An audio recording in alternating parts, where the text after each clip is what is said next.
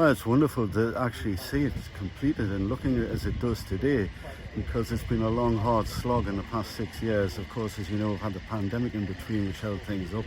But thanks to the historical interest of the vehicle, and we were able to secure lottery funding, which helped the project immensely and helped it get completed to the standard that you see it here today.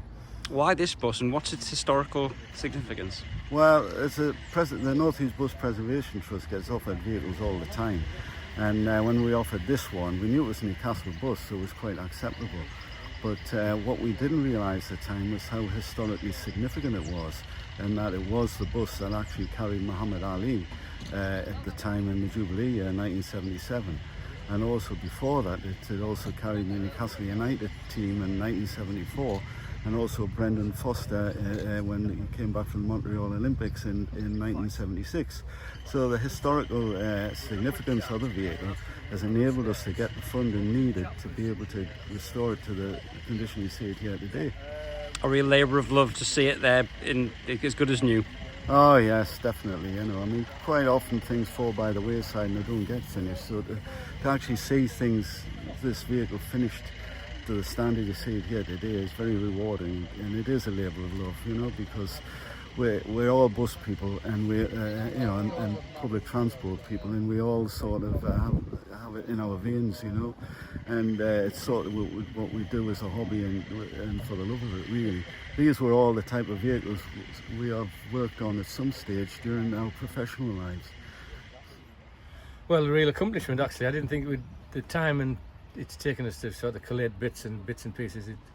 It felt as though it was running out of steam, but it started to roll on. And then with the Queen's Jubilee being last week, the week before, it gave us a push to finish it.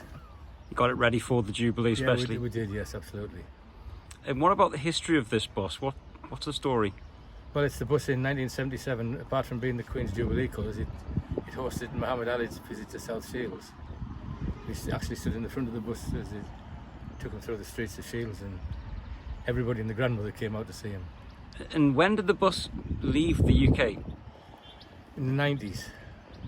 Just tell us a bit about that. Went to Galway tours, Galway circular tours. It was all striped up in their livery.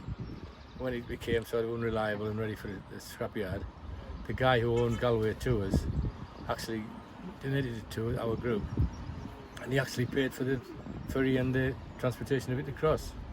So we had to do something with it. We couldn't just leave it and let it rust away. And then all the hard work restoring it, how many years? Well, four constant years, with little bits before that. It's had new floors in upstairs and down, new seats, new lino, all repanelled right round. The repanelling work and that was done by gardeners of Strenimore. And what's the future now of this bus, now it's been restored? Well, it will be used in our events. We've got 6 events a year throughout the North East, and probably go to other events further afield, like the Leyland event at Workington and things like that. And I believe also starring in a film? Also, the Smithsonian Channel are doing a documentary type film on it, on Ali, and I thought, well, it would be nice to let them know we've still got the original vehicle that he was on. How does it feel for you as an enthusiast to be on the bus that Muhammad Ali travelled on and to have restored it? Well, it's a great honour, really. It's something, it's part of history, isn't it now? It's our history, yeah, local history. So all those long hours you've put in, it's all been worthwhile? Absolutely, yeah. I say sometimes you get a bit disheartened and think, we haven't gone very far today. We haven't done very much, nothing's taken place, you know, nothing's sort of finished. But all the cleaning and restoration of bits and pieces and collating bits and pieces for it, electrical bits and mechanical parts and stuff. But yeah, it's come together, yeah, good.